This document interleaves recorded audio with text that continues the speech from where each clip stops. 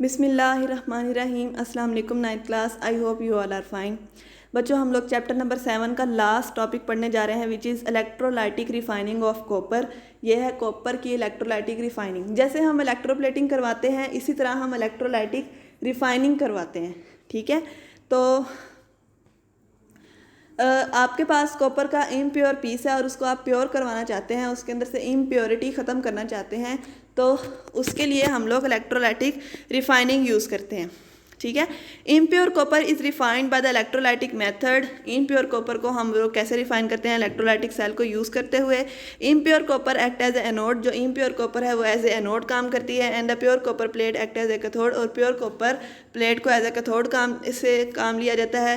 Copper sulphate solution in water is used an electrolyte. Copper sulphate solution को हम उसमें as an electrolyte use करते हैं।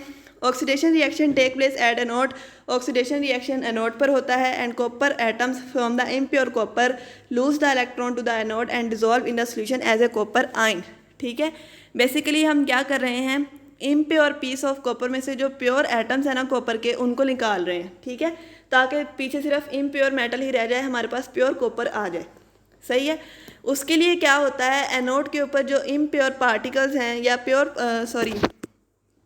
जो एटम कॉपर के जो एटम्स हैं वो लूज़ करते हैं इलेक्ट्रॉन को एनोड के ऊपर और सॉल्यूशन के अंदर as a copper ion dissolve हो जाते हैं। ठीक है, जैसे कि आप इसके अंदर देख रहे होंगे कि कॉपर 2 इलेक्ट्रॉन को लूज़ करता है और Cu2 पॉजिटिव आयन बना देता है। रिडक्शन रिएक्शन हो रहा है कैथोड के ऊपर और copper ion present in the solution are attracted to the cathode.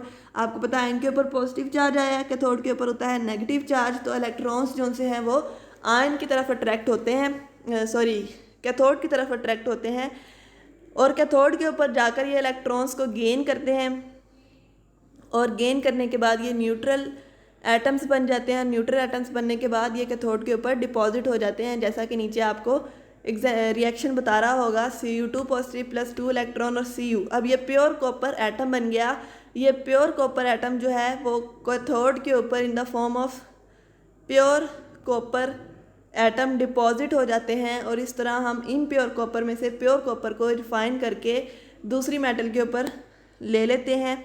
In this process impure copper is eaten away. इस तरह से क्या होता है, इम्प्योर कॉपर जो सी है वो ख़त्म हो जाती है, क्योंकि इम्प्योर कॉपर आयंस को इलेक्ट्रॉन्स को लूज़ करके आयन की शक्ल में आती है और प्योर कॉपर की फॉर्म में इलेक्ट्रॉन को गेन करके उसके ऊपर डिपॉजिट हो जाती है। ठीक है, purified copper atoms deposit on the cathode. और प्योरीफाइड कॉपर एटम्स जो है वो कैथोड के ऊपर डिपॉजिट हो जाते हैं। और नीचे डायग्राम में आपको नज़र आ रहा होगा कि एनोड को इम्प्योर कॉपर रोड शो कर रही है, यानी कि इम्प्योर कॉपर रोड को हमने एनोड बनाया है, जबकि प्योर कॉपर को हमने कैथोड बनाया है।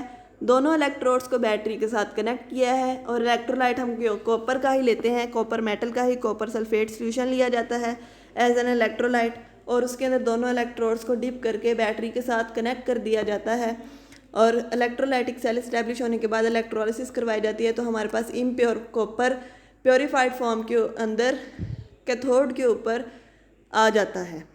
इस तरह हम प्योरीफिकेशन करवा सकते हैं। नेक्स्ट इसके बाद इसी से रिलेटेड जो है वो एक टेस्ट रिजल्ट दिया हुआ था, वो मैंने कहा इसके साथ ही डिस्कस कर लेते हैं। सबसे पहला क्वेश्चन है डिफाइन इलेक्ट्रोप्लेटिंग। इलेक्ट्रोप्लेटिंग की डेफिनेशन हमने लास्ट लेक्चर में पढ़ी थी। Depositing one metal on another metal is called electroplating. How electroplating of zinc is carried out. Electroplating of zinc हमने पढ़ी थी, वो इसमें आपने लिखना है। Which material is used to make the cathode in the electroplating. जिस मटेरियल के ऊपर इलेक्ट्रोप्लेटिंग हमने करवानी होती है या जिस मटेरियल के ऊपर दूसरी मेटल को डिपॉजिट करवाना होता है उसको हम एज अ कैथोड यूज़ करते हैं। Why is the anode made up of metal to be deposited during the electrolysis. Anode के अंदर हम उस मेटल को क्यों लेते हैं जिस मेटल ने दूसरी मेटल के ऊपर डिपॉजिट होना है। उसकी रीज़न ये है कि एनोड के ऊपर ऑक्सीडेशन रिएक्शन होना होता है और एनोड के अंदर ऑक्सीडेशन रिएक्शन के अंदर क्या होता है कि इलेक्ट्रॉन को लूज़ करने के बाद मेटल आयंस बन जाते हैं और उन आयंस को फिर कैथोड अट्रैक्ट कर लेता है। इसलिए एनोड हमेशा उस मेटल को बनाया जाता है जिस मेटल को दूसरी मेटल पर डिपॉजिट करना है, ताकि आयंस जो हैं वो कैथोड की तरफ माइग्रेट हो सकें, क्योंकि डिपॉजिटिंग हमने कैथोड के ऊपर करवानी होती है। ठीक है, कैथोड उस मेटल का बनाया जाता है जिस मेटल के ऊपर हमने एनोड वाली मेटल को डिपॉजिट कराना है, इसलिए हमेशा उसी मेटल का एनोड बनाया जाता है जिस मेटल को हमने दूसरी मेटल पर डिपॉजिट कराना है। तो ये था हमारे इस चैप्टर का लास्ट टॉपिक। उम्मीद है कि आपको समझ आई होगी। अब तक इस चैप्टर के अंदर कोई कन्फ्यूजन है तो वो आप व्हाट्सएप ग्रुप में पूछ सकते हैं इस लेक्चर के बाद, और पूरे के पूरे चैप्टर में देख लें। और ये electrolytic refining of copper important question है, समटाइम्स लॉन्ग क्वेश्चन के साथ एज ए पार्ट आता है इस चैप्टर में से, या फिर इलेक्ट्रोप्लेटिंग ऑफ जिंक है, टीन है, ये सारे शॉर्ट क्वेश्चन है। इलेक्ट्रोप्लेटिंग ऑफ सिल्वर है, इस तरह के शॉर्ट क्वेश्चन आते हैं। क्रोयन पर नोट आ सकता है आपको, rules for assigning oxidation number वो आ सकता है आपको। तो इस चैप्टर को आपने बहुत अच्छे से तैयार करना है।